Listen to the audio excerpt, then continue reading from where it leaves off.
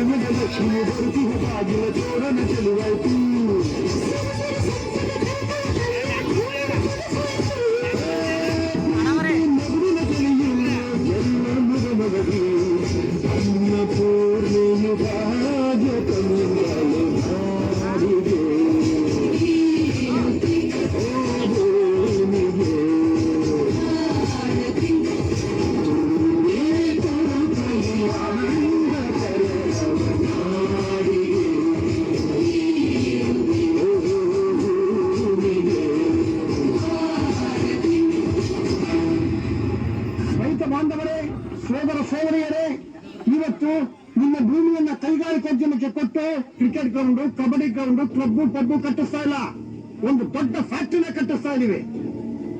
ಸಾವಿರಾರು ಜನಕ್ಕೆ ಕೆಲಸ ಸಿಗುತ್ತೆ. ಇವರು ಮೋತಿಲಾಲ್, ಗುಜರಾತ್ನವರು, ಈ ಕಂಪನಿ ಮಾಲೀಕರು. ನಿಮ್ಮವರೆಲ್ಲರೂ ಈ ಕಂಪನಿ ಕೆಲಸ ಮಾಡಬಹುದು. ಈ ಭೂಮಿನ ಕೊಡ್ತೀವಿ ಅಂತ ಯಾರು ಹೇಳಿದ್ದು?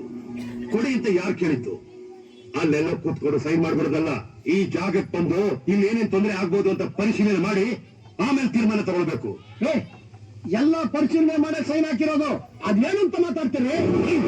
ಮಂತ್ರಿ ಸಾಹೇಬ್ರೆ, ಇಲ್ಲೇ ಹುಟ್ಟಿ ಬೆಳೆದು ತಿಂದು ತೇಗಿ ಓಟ್ ಹಾಕಿಸ್ಕೊಂಡಿರೋ ನೀವು ಯಾವನ ಪರಕೀಯನಿಗೆ ಈ ಮಣ್ಣನ್ನ ಮಾರಕ್ ಹೊರಟಿದ್ದೀರಲ್ಲ, ನಾಚಿಕೆ ಆಗಲ್ವಾ ನಿಮಗೆ? ಅದೇನ್ರಿ ಮಣ್ಣು ಮಣ್ಣು ಅಂತ ದೊಡ್ಡ ಗಂಟರ್ಕೊಂತ ಇದೀರಾ? ಏನಿದೆ ಈ ಮಣ್ಣಲ್ಲಿ?